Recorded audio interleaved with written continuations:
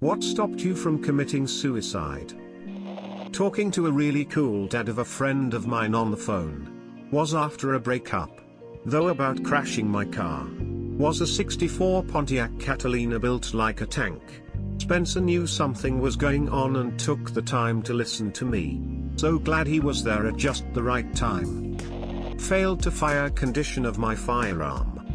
Fear of the pain and fear of the nothingness/unknown after death. It scares me so much.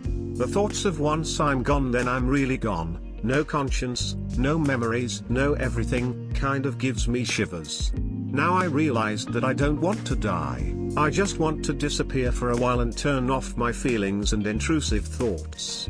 I want to feel nothing. Fashion.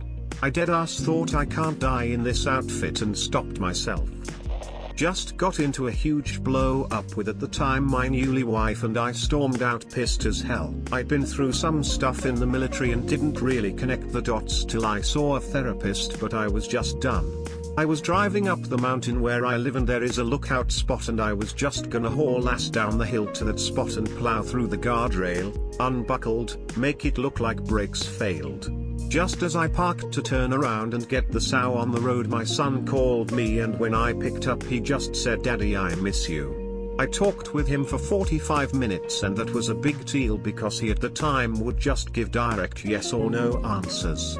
The feeling of continuing that night always yells at me from the back of my head. I'm so glad he called me that night. The abusive idiot who had me suicidal in the first place came and yelled at me through the bathroom door because I was taking too long and he wanted to get ready for bed, at about 8:30 p.m. Snapped me out of the attempt and made me realize that just because he was abusive and I felt trapped, didn't mean he was worth my life. Still didn't get out of the relationship, but I knew his abuse would no longer drive me to fantasize about and eventually act on suicidal thoughts. Him being an abusive vow was not reason enough to put my family through that. My dad shot himself in the head and we found him after. He actually killed himself 5 years ago, today. The screams when my mom found him. How it ripped my family apart. I'd never want to put anyone through that. It doesn't end your pain, it transfers it to your surviving loved ones. You matter. If anything, I love and support every person reading this. You absolutely matter and your life has value. Don't write your story short. R.I.P. Dad. Edit. We're actually at Outback, his favorite restaurant. There was a drink coaster that asked would you rather and it was a good one. I was going to actually post it here. Then I read this. This was more worth my time. Determination. I chose not to, might as well keep with my word. Your song by Elton John. Didn't wanna leave my fiancée lol. Sounds lame but I felt bad leaving her with the heartbreak of me jumping off a fucking bridge. I was afraid that whatever came next might be worse than whatever I was feeling at the time. I would die a virgin. Thinking about how my mom would find me. My pets, mostly my gelding, neutered horse, he passed last September, but I promised him even though he is gone I wouldn't give up despite him being one of the main reasons I have the will to live. Still a big part of why I haven't. Death gets us all anyways. Might as well stick around. Reaching out. I never reached the point of planning how I do it and picking a date or SMTH. But the thought was creeping up on me and I will never forget the absolutely overwhelming fear when the thought was starting to actually take place in my brain. I was like, oh fuck, how am I thinking this way? Thankfully I knew suicide is never the answer to anything, it would only cause pain and suffering to me and my family. So I kept constantly reaching out to people who basically saved my life by keeping me sane and listening to me. Then my dad came along and dragged me to a psychiatrist and I started getting treatment, which finally sorta brought me back to life. I miss you, Dad. If you're reading this and you suffer from depression or any other mental illness that is convincing you about suicide, please take it from a person who's been suffering from a trifecta of mental illnesses, major depressive disorder, OCD, anxiety, for 7 years. Reach out, people actually care, just move your ass and reach out. If I were to summarize the most effective method I've learned, it's to reach out to another level-headed human. We as humans cannot deal with this on our own. You may be stubborn and think I don't want to bother others, or that you can fight it on your own, but only to a certain point. This is only just another fight, and fights need numbers. An army of 1 against a tank with 5 people in it just isn't fair. Be fair to yourself and reach out. It might just change your life less than 3. Knowing how sad it would make everyone around me. Suicide is selfish as fuck. If you are really thinking about killing yourself, just do it, selfish fuck. First time, loaded the round backwards in the mag when I was blackout. Second time, years later, the thought of my 2 sons never knowing me. My dad is alive and needs me. Atheism. My dog. My wife. Knowing the pain it would cause my children. Memories of not feeling miserable. Made me realize how scared I was to die, and I wanted to feel happy again. Couldn't get out of bed.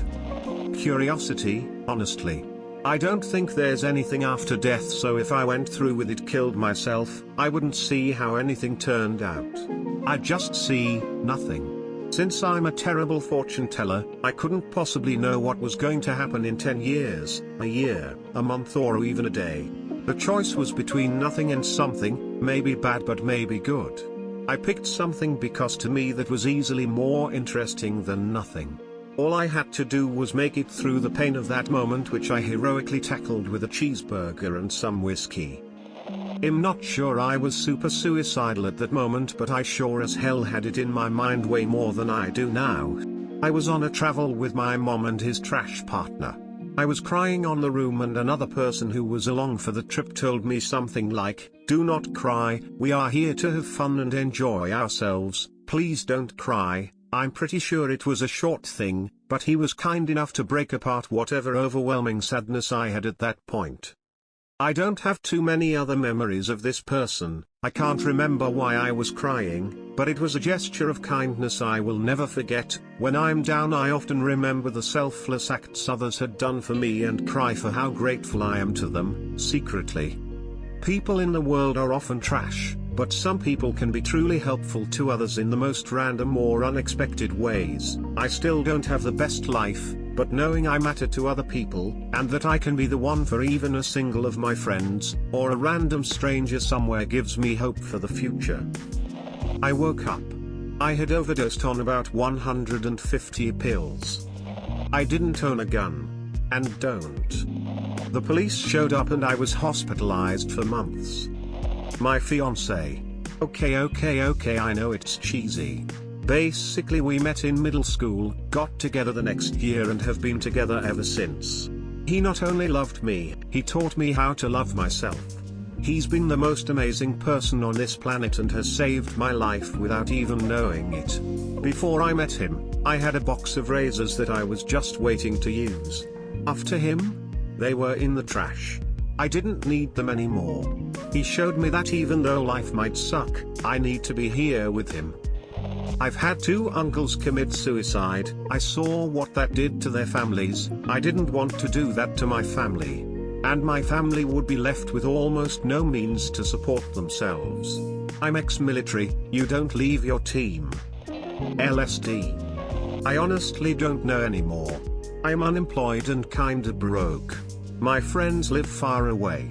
Parents are usually working. I'm just here, I guess. I'm still a virgin. Probably the getting caught part. My wife and son. If anything ever happens to them, I will be right behind them. My pets wouldn't know why I was gone. My brother has 3 kids who think the world of me, and coming from a broken family, they keep me together more than I can remember. I was about to jump from a 12-story building and I started smelling someone cooking, and the image of my brother setting the table for 3 not knowing that I wouldn't make it, it was too much for me. The first time I felt completely ready, my dog was still alive and needed me. The second time I was ready to do it, literally sitting in the tub with supplies in hand. And my mom called and invited me to play laser tag. I thought not today then. And went to play laser tag. Because my horse wouldn't understand why I just stopped coming to see him and why someone else was riding him. I'm a triplet, and the thought of ever losing one of my other 1/3 RDS or doing that to them is inconceivable. Doctors, siblings, couldn't traumatize them like that. I knew they and probably my parents too would spend the rest of their lives wishing they had been able to stop me, blaming themselves, having to reconcile with my death, etc. The whole point was not to burden people anymore, but I would have been creating another huge burden by dying. It's not bad to talk to a guy friends. As per the bro code, always there for a bro, and not gonna be less manly to them, maybe a few jokes about you but just talk to guys man, we are there for you. A cat in Istanbul.